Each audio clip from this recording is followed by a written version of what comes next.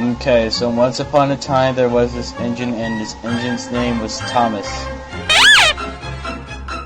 One day he was sitting in that place where the choo-choo trains sit, and then all of a sudden some fat faggot with a top hat said, "Thomas, you must go take some stuff to some place."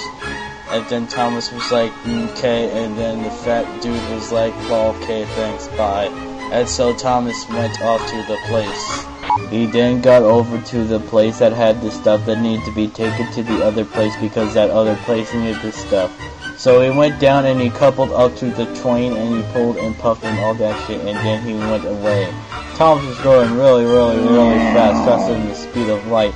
Then the trucks were like, "Oh, lol, let's bump this noob off the rails," and all the other trucks were like, "KK, lol." Suddenly, Thomas saw a big pile of stuff in front of him, and he was like, "Oh no," and then he tried to stop, but he couldn't because the trucks were pushing on him, and then he fell it off the rails. Later, some engine was pulling that queer train that had queer things called cranes, and then the engine pulling the queer train was like, "Lol, you is full of gay sauce."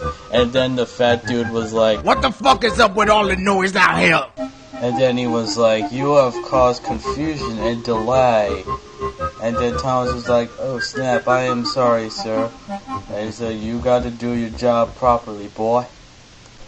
Then Thomas was putting it back on the tracks, and then he went to the place that the stuff needed to be at.